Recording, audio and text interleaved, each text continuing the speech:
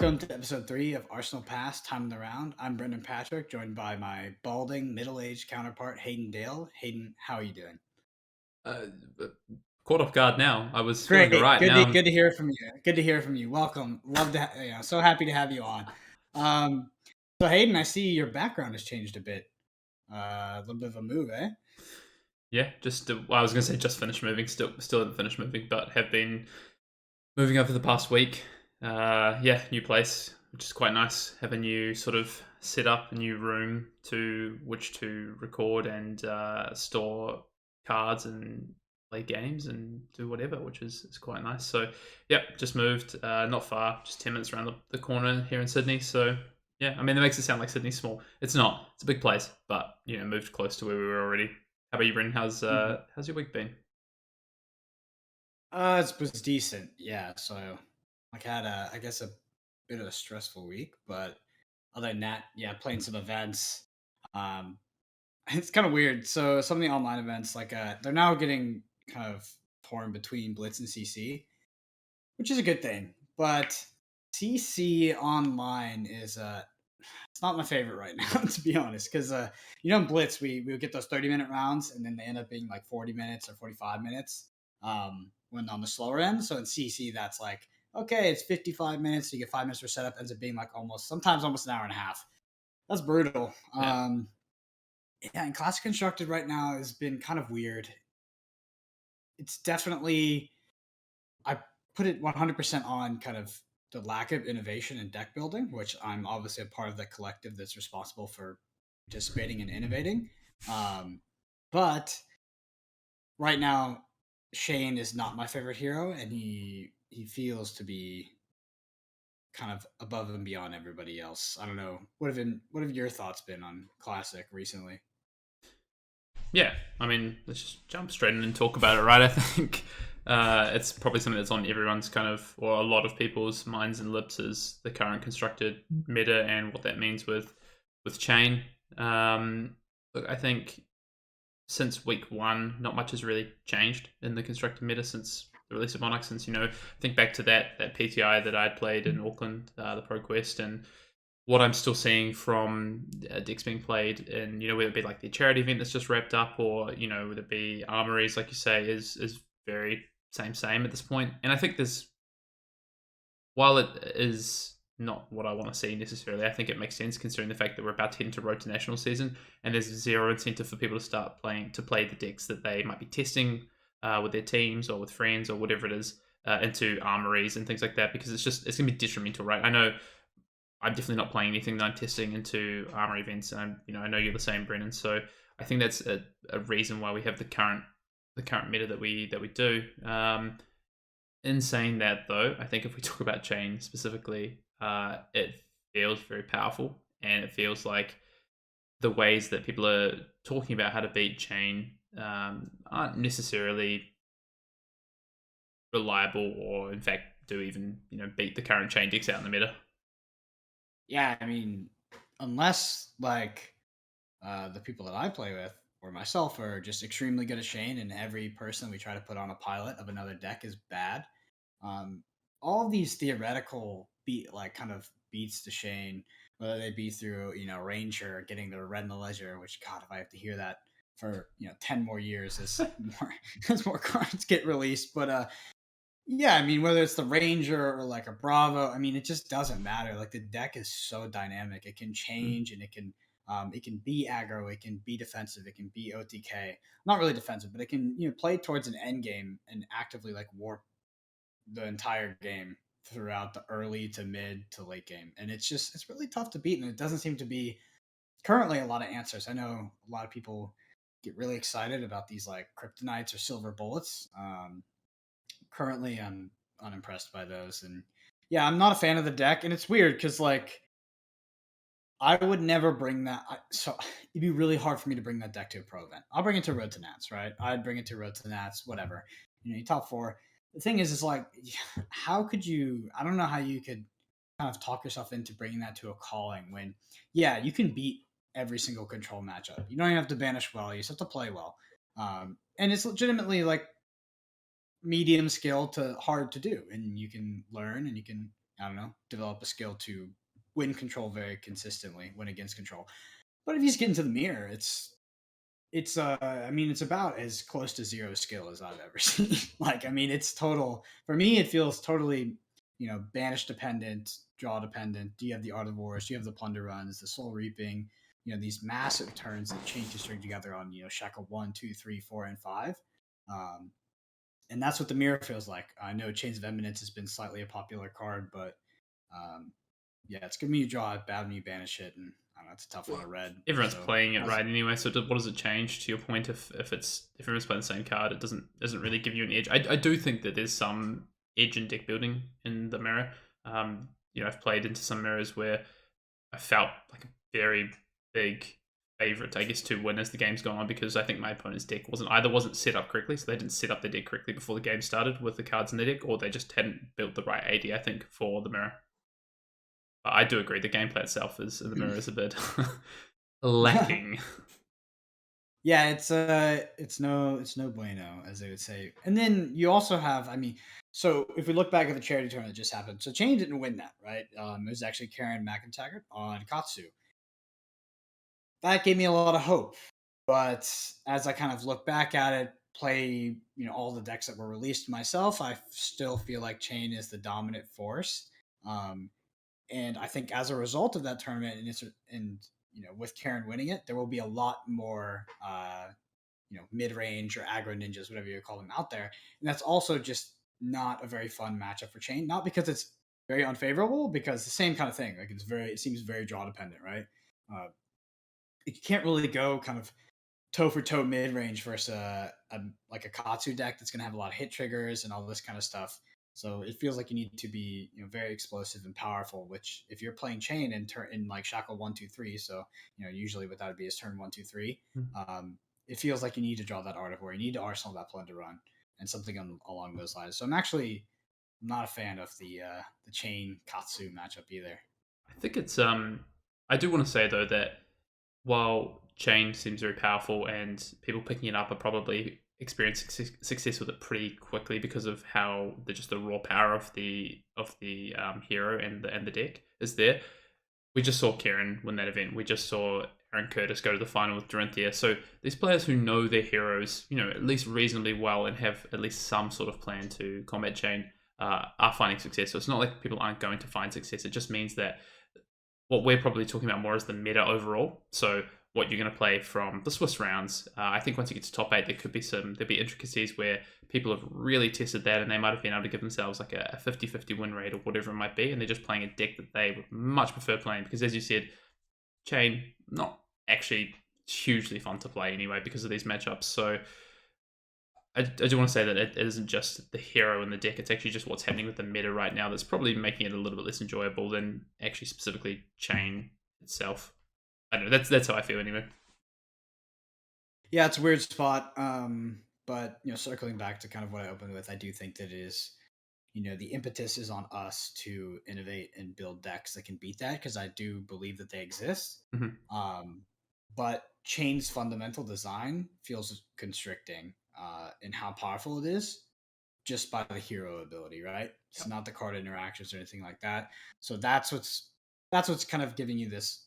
I don't know how to describe it. It's giving you this feeling where it's like first time in the game where I feel like, oh man, it's really hard to find something that beats this, because it's not like, yeah, Chain is playing this one card that's allowing him to do this. It's like the fundamental hero ability and playing these 7 card hands, 8 card hands, things like that make it make it feel pretty tough. Yeah, I think, and not to say like I've beaten Chain. Like, so since this format has started, like I've beaten Chain. It's not that I'm not able to beat it or people aren't able to beat it. It's just the consistency to which you get to do so and the game plans that you have to enact to do so, and then the fact you have to rely on your opponent and the way they've set up their deck to also do so, which is, it just doesn't feel like in other formats where it was like, okay, so I take the mech control deck or mech mid-range deck from the last format that we had. That deck had really clear weaknesses that people could attack. So, that deck hugely struggled into Katsu decks, into especially aggressive Katsu decks, because you just punish them for their chambers. Their chambers had a real clear downside, and you were able to target the fact that they had items in the deck that they had to play and didn't block and were red pitch. with Chain, like you say, it's the hero ability itself. So what's the weakness of the hero ability other than okay, they dick out, and then yeah, I definitely had some concerns. Well, okay, I would say I didn't really have concerns when Monarch first came out and when cards were spoiled about Chain's ability and the Banish Zone. I know a lot of people saying, oh, another TCGs playing from, Banish or from the graveyard is something that can really, drive the power level up hugely and warp a TCG. I wasn't as worried about it because of the hero centric design, so it stays within those shadow talents.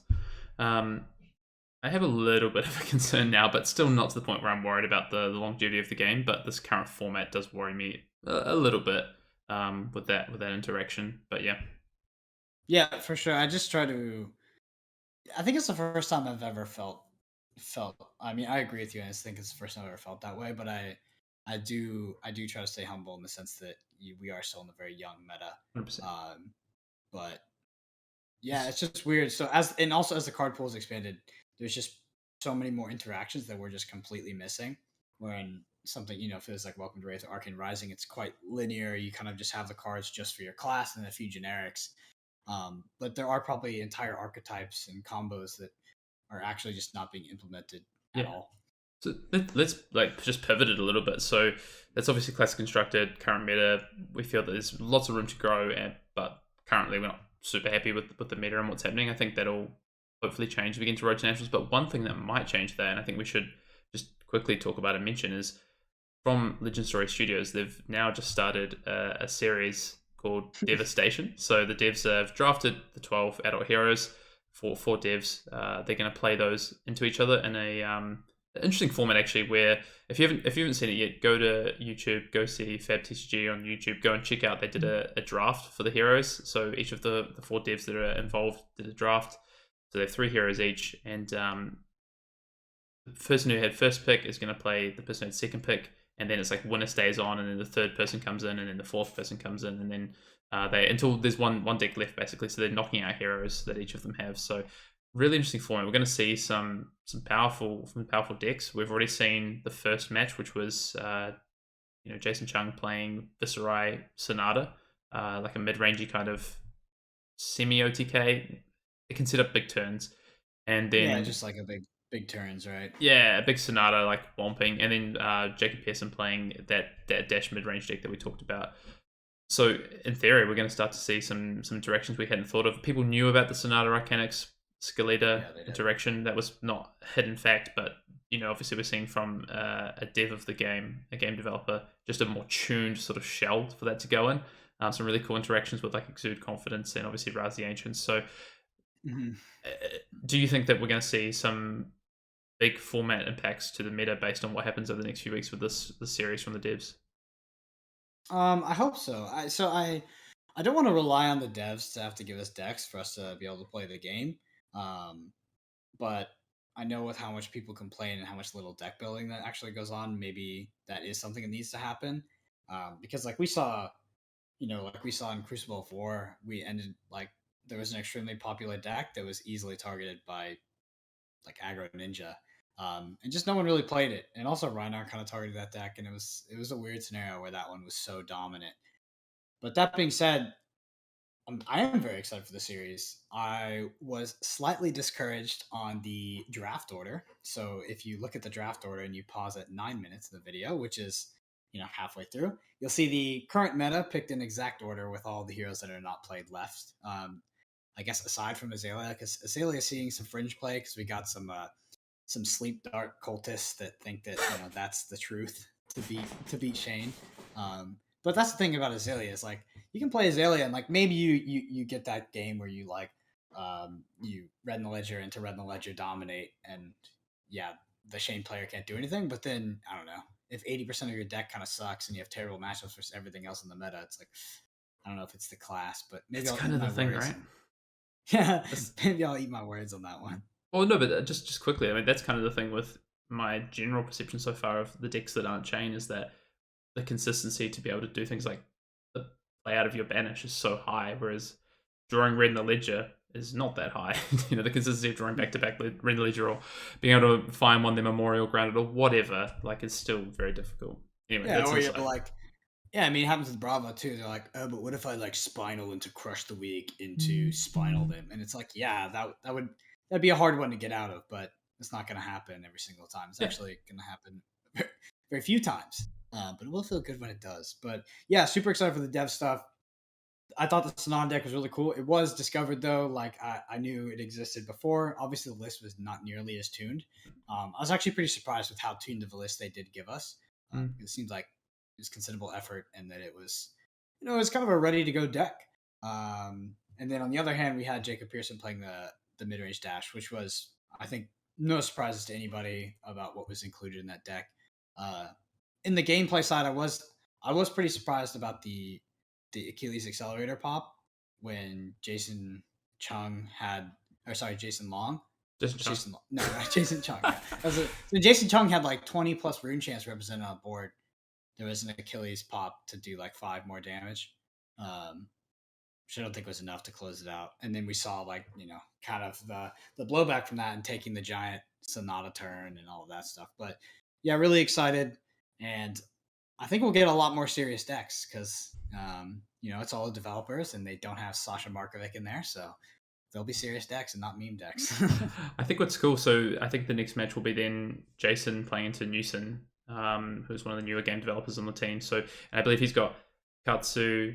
I think he has Azalea as well. I thought he had Dorinthia. Oh, I could be Dorinthia, wrong. yeah, and I think he because he had the second to last pick, so I believe he also has either Kano or Azalea, and I think Kano was last pick, so I think he's got Azalea.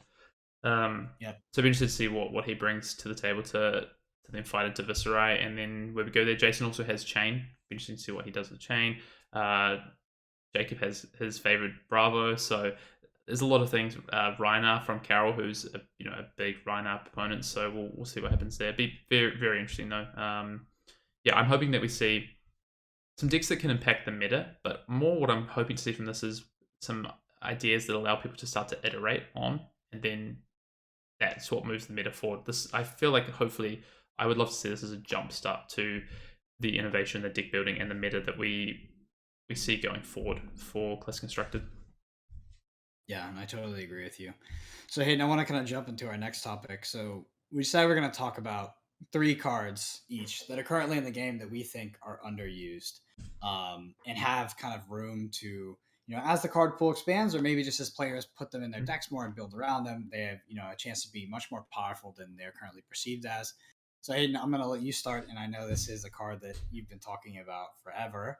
It was actually when Crucible came out. This was one that I kind of lasered in on. I was like, "Oh, that looks so good," all this kind of stuff. But honestly, like, since Crucible came out, I think I've seen it in like a total of 0 decks. So, Okay, so I'm assuming we're talking about Unified Decree here. oh yeah, we were talking. Yeah, of course, talking about Unified Decree. Yeah, Yeah, so I have my 3 cards. Brendan's got his 3 cards that we feel, as you say, underutilized, but also maybe have future design space as well. I think is interesting for yeah, us to talk about. So yeah, I want to start with Unified Decree, which is people not familiar with it.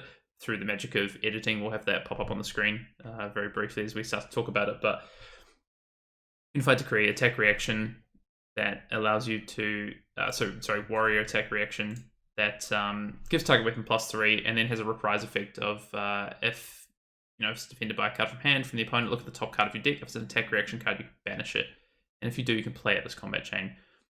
So Unified Decree, I think on first appearance was, okay, wow, so this is a 2 cost for a 3 buff, and potentially you could find, something like an Iron Song response on top. This could be a 2 for 6, so, a better rate on power.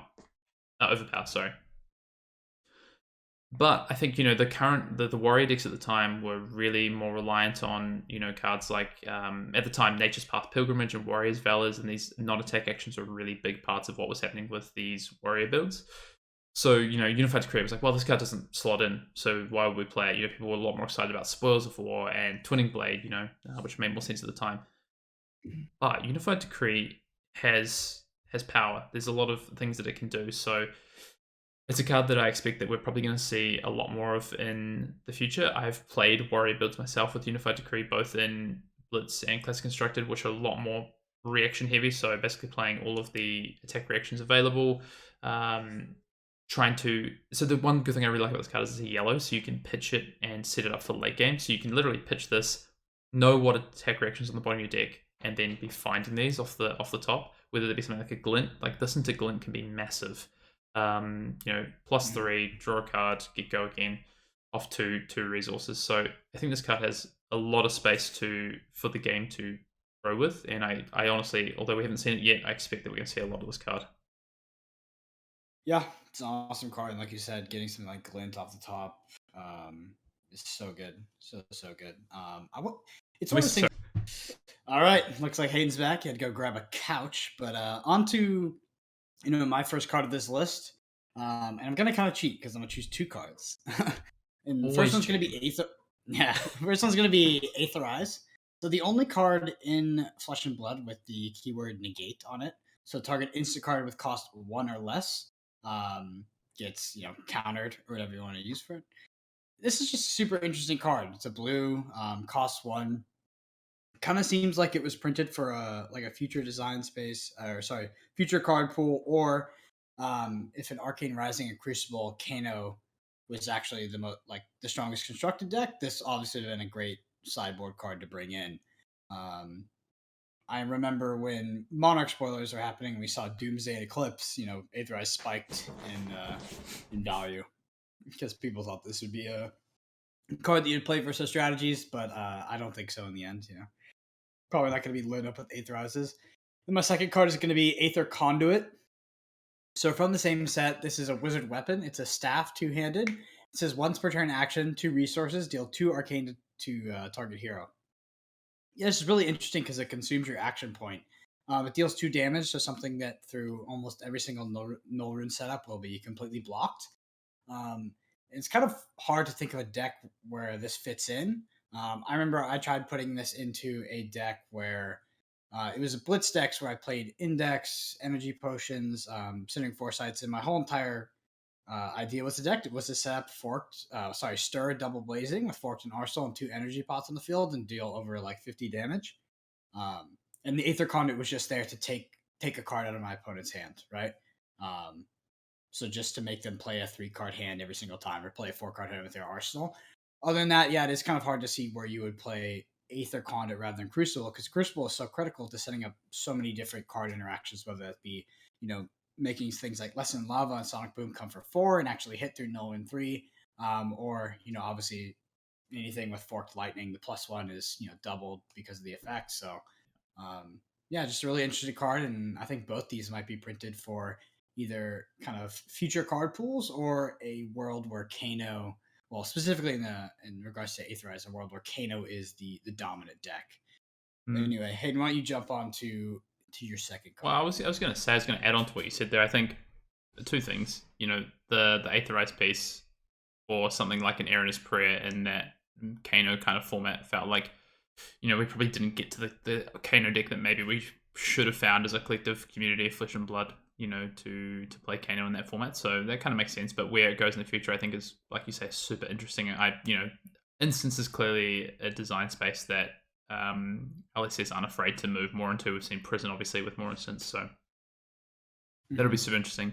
When you talk about Aether Conduit, right, it just made me think of, where does that design space come in? And, when you think about Crucible Aetherweave, it's all about powering up the right hand, powering up the left hand to unleash huge spells, right? Whereas I guess the Aether Conjurer is a little bit more Gandalf with his sword. It goes in unison maybe with physical attacks, so that's where we might see that come into play. All right, I'll move on. My second card is, and a card that's been around for a while now. It's not a new card. Come to Flight. So Come to Flight, the 1-cost non-attack action that at red gives +3 to your next attack action card. Also defense for 3. I think this is a card that may see less play in the future than it probably should have already. So this is a card that I think has been underplayed up until now, and I'm not necessarily sure where it fits into the space as we move forward, as the power level of generics and class cards increase to this point. It is, of course, a common. But where I think this has been underplayed is in decks like Guardian. In decks that have these on-hit effects, this is a generic ability to buffer a non-attack, to buff an attack action, to push it over threshold lines. So 3 is a really interesting number. It's not at that 4 mark, but it can get cards that are, say, 7 to another threshold, or 4 to that threshold of 7. So I'm surprised we didn't see more of this card. I think about the ability to pair this with something like a Spinal Crush to come in for 12 with Dominate is really difficult to block. For instance, Husk plus a card from hand blocks 9, so you'd still be able to block that out, but 2 equipment plus a card from hand would be 7, and a Spinal Crush would still get over. If you had like Skullcap plus Gloves, for instance. So I just think this card has, probably in this format maybe, and in the previous one especially, I thought this card was particularly underplayed. Also defense for 3, which makes it super versatile as a non-attack action. We did see some people playing the red and some decks in blue as well because of the ability to defend and be a non-attack action. But yeah, surprised we didn't see more of it. And maybe if there's another class or another hero that revolves around on-hit effects, we might see a bit more of it still. For sure. So this next card that I'm going to talk about it's a weird one. So this is definitely my favorite card out of Arcane Rising. I totally speculated on it. I bought I think I have 20 foils. I thought it was going to be the card. And that's because I didn't know Drone of Brutality was going to get banned, and this card owns against Drone of Brutality. So that's going to be Chains of Eminence. It's a generic action aura, defense for 2, and it says, go again. When Chains of Eminence enters the arena, name a card. The named card can't be pitched, played, or used to defend while Chains of Eminence is in the arena. At the beginning of your action phase, destroy Chains of Eminence. So I saw this. Obviously, when we were Welcome to the Wraith towards the latter half of that format, we were in a sort of drone control format where endgames would be dominated with a couple blues and just 3 red drone and brutalities. And this card was like a serious answer to that. You could play it, you could name drone, and your opponent essentially wouldn't be able to play 75% of the cards that were left in their deck. But with that said, I think as mech became a thing, and then eventually they got the plasma purifier upgrade as well. Katsu control kind of started to fade out of the meta. And I think that was the deck that utilized drone the most at the time. But yeah, I really think that Chains of Eminence is theoretically an extremely powerful card. It's a card that's seeing play now because of Shane mirrors, where pretty much every Shane runs 9 seeds, so very safe target. Most of Shane's pivot turns are done with a card like Artivore, so if you're ahead and the only way your opponent can get back into the game, you can go ahead and name that Artivore. It can be pretty brutal. But yeah, I just see this as, if we ever get to a meta where one strategy and one deck is dominant, Chains of Eminence can be a really good answer, especially if that strategy is not an aggro strategy, right? If it's more of a control, long game, or setup strategy, Chains of Eminence is an extremely powerful card. So yeah, I don't know. What do you think about that card, Eddie? It's been one of my favorite cards, and I think one of the most powerful cards that have been printed so far. I thought it was, criminally underplayed in the last format. I played it, or even the format before, even when Arcane Rising was out, I played it a reasonable amount because I played Viscerai to a reasonable extent in that format. The card has, in theory, it's one of the best cards printed in the game on the second cycle of the deck. So once you know your opponent's pitch and you know your pitch, in theory, Chains of Eminence is one of the most powerful cards you can play because it can negate an opponent's whole turn effectively. Anywhere from hugely impact what they're trying to do to just basically negate their whole turn. So the card is very powerful. It's an interesting one in that we will, like you say, probably see more of it going forward. And as I think it's a high skill cap card, so as the skill level of players increases, I think that means we see it more as ways to target certain strategies. Think about the deck we just saw from the devs, the Sonata deck. Chains is, you time that right against Sonata, that's a deck a card that can just blow that game plan apart, right? So Chains has a lot of versatility. There's a reason it only pitches for red and blocks for 2, because that card is something that can be very powerful. Yeah. Sorry, I was just thinking about something. Something is probably a very easy answer, but with Chains, can you name like a weapon, like a token? You can, right? So it can't be played, can't be pitched, or can't be defended. So you can still attack with it. So if you name Spectral Shield, for instance, that doesn't do anything, or you name Talishar, that doesn't do anything. But what we're seeing in this format is people naming like Husk, for instance, on the key pivot turn. There's another one you can name in that chain matchup. You get your opponent to 21. they try and keep the husk around. Now it's your turn. You have the chains, and then you get them below 13, and they just Yeah. lose the husk for no value. It's pretty crazy. So Yeah, for sure. cool. Move on to my third and final card. So I picked a card from Monarch that I think is a card when it first was spoiled, I was super excited about. I didn't know where the class design space would be. So it's a Livia card. It's Shadow of Blasphemous. So Shadow is the 2-cost 6 attack action. Again, we'll pop it up. It's the tutor for Livia. So every hero in this game has an effective tutor, and in my opinion, in my view so far, Livia's is one of the strongest at a base value of what it can do. It's a 2-cost 6 attack. Yes, it doesn't defend, and there's a good reason for that. The card is very powerful. So 2-cost 6 attack that can then go and search you up a number of cards.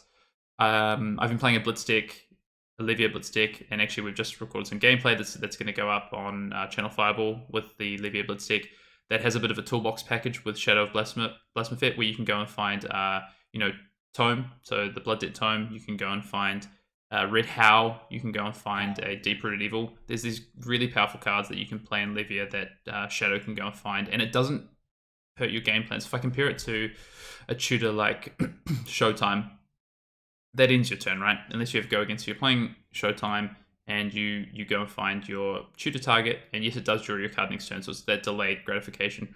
Whereas with Shadow of Blasphemous, not only does it set up a future turn for you by going and finding that card, or turn off your Blood Debt if you needed to, it also is coming in for 6 damage up front, and in a class that has access to Scavskin Leathers as well. So, a hugely powerful card. In some instances, it can just be draw a card because of Scavskin Leathers. So yeah, it's a card obviously a lot more narrow in scope because it's a class-specific card, and most of the cards that we talk about chains, talk about come to fight generics, but yeah, this is a card I'm super excited about. I think it's going to have impact in the game if Livia becomes a class that can compete, which I think it can. There's a lot of power there. Yeah, and so speaking of class cards, my last card is actually a class card, and it was the one that was spoiled by Arsenal Pass, and that's Dimensional Crossroads. So this is obviously seeing some play. Landing this against a control strategy can net you a lot of damage and make finishing out the end game very easy. That being said, people are just throwing into their aggro or mid range Shane deck, whatever you want to call it.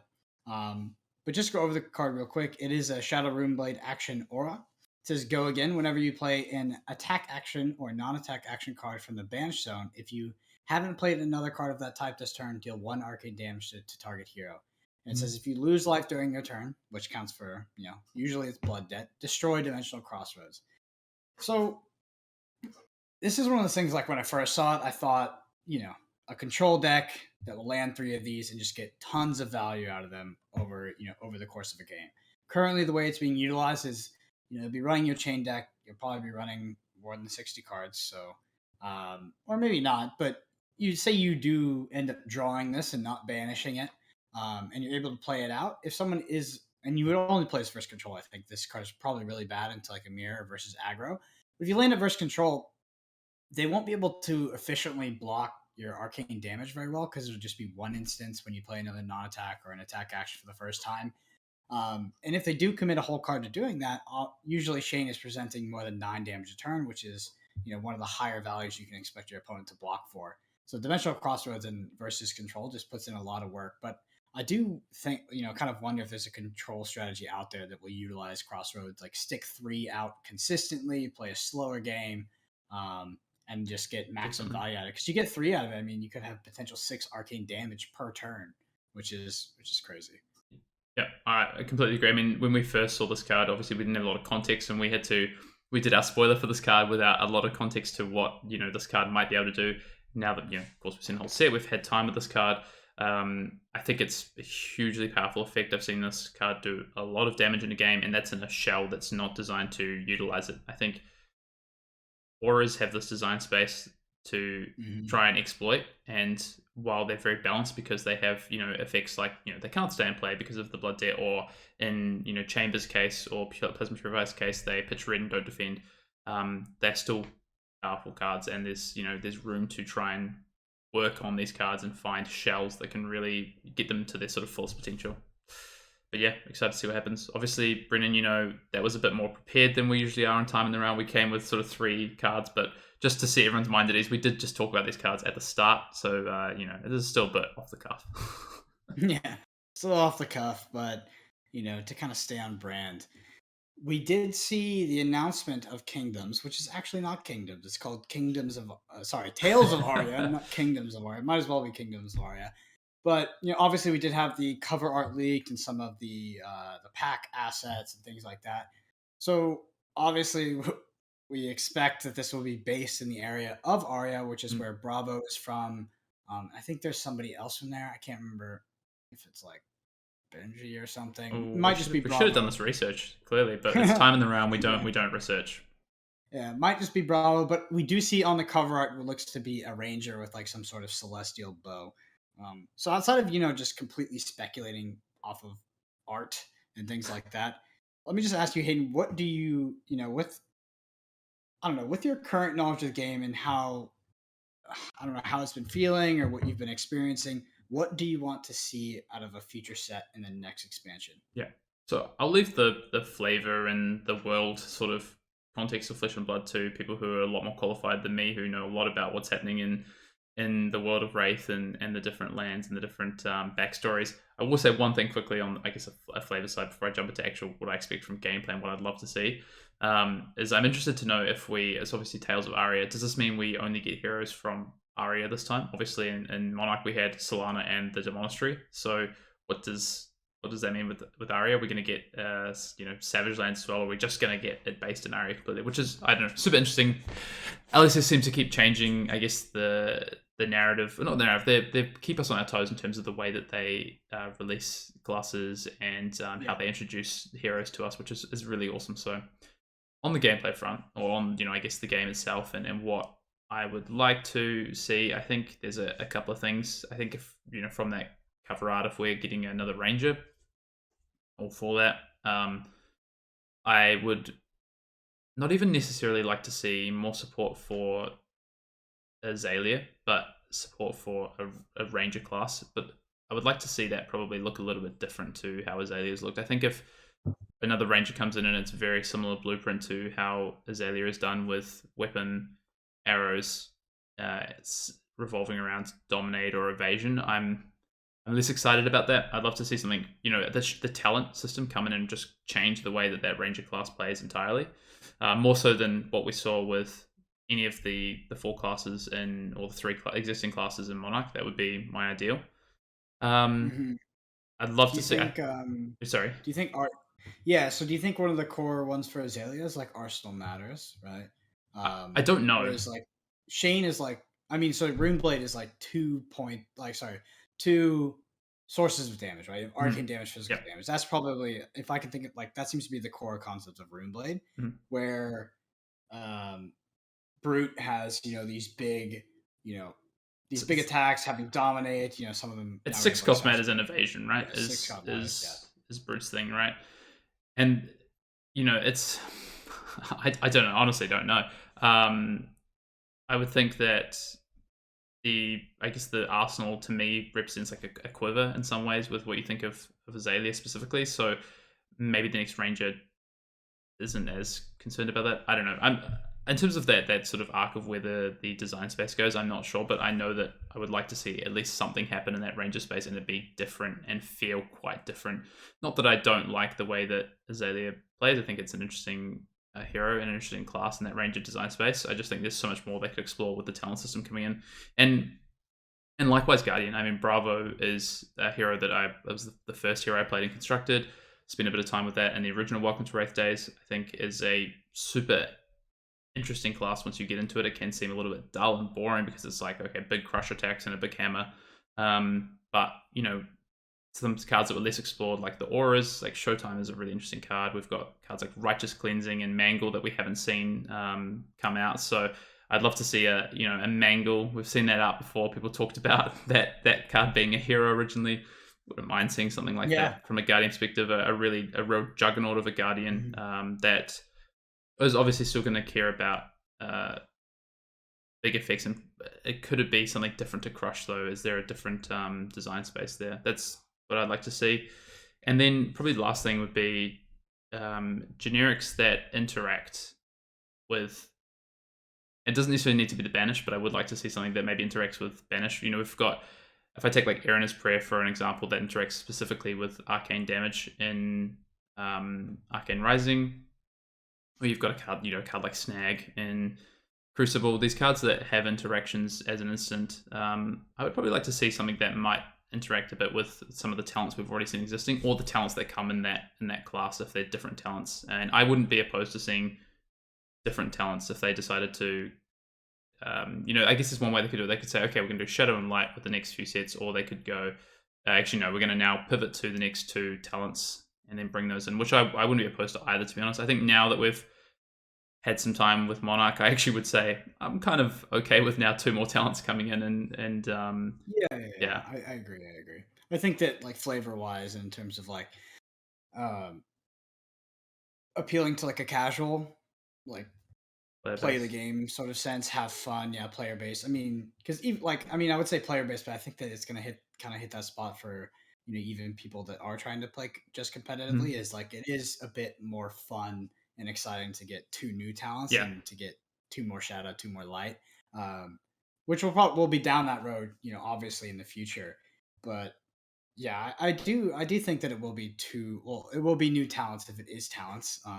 But like you said, like we have no clue when it comes to trying to predict things from LSS, because like when it came with the talents, obviously that was unexpected, and then it was Shadow Runeblade, Shadow Brute, Light Warrior, Illusionist, which was crazy, and we also don't even have the Illusionist class yet. We just have the Light Illusionist. Sorry, the Illusionist class on its own. We only have the Light Illusionist, while we for Hero, have yeah. cards like Fantastic. Yeah, we have like cards like Phantasmaclasm, all this stuff and Spears of Surreality just points us to like a very hyper aggressive class, Yeah. um, which I think is super interesting because I know a lot of people actually try to build Prism that way, where it seems like all with the just illusionist cards, not light illusionists, are sort of the core of that deck.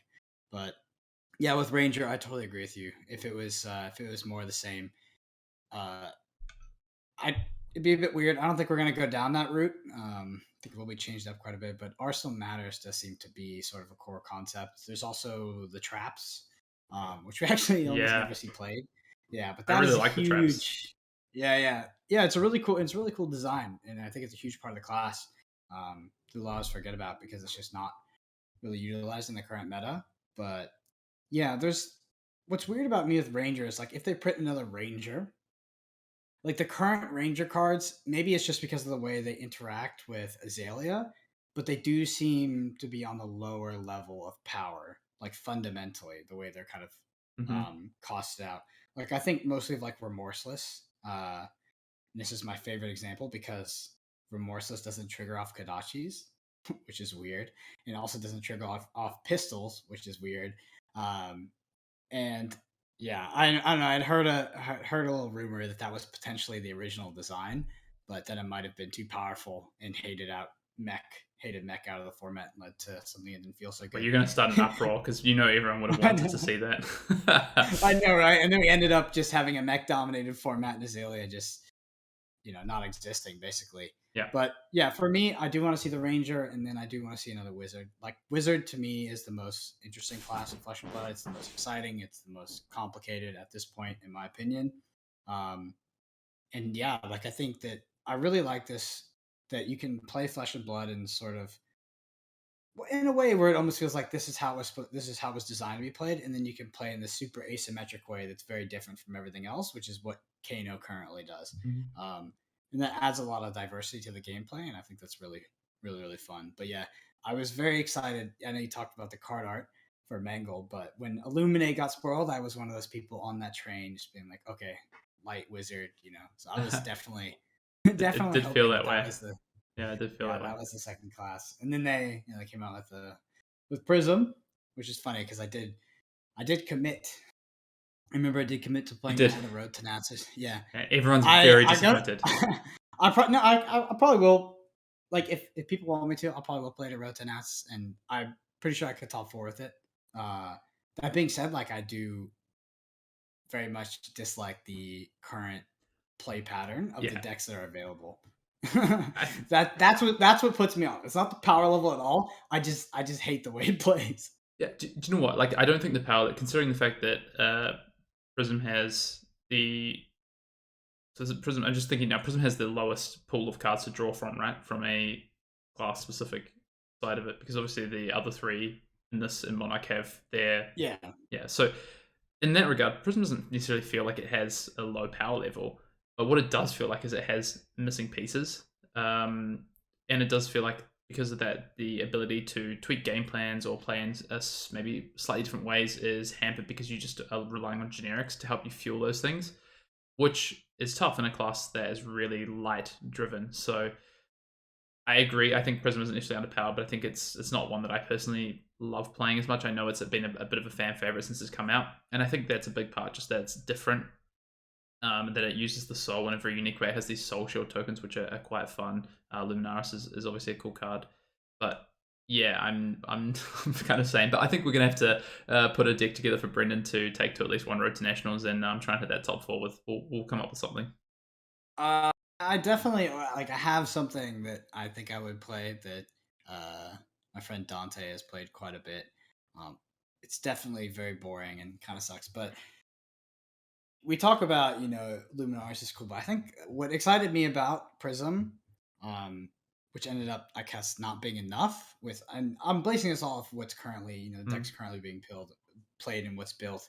But I was really excited about auras, and I don't know. They just haven't done it for me recently.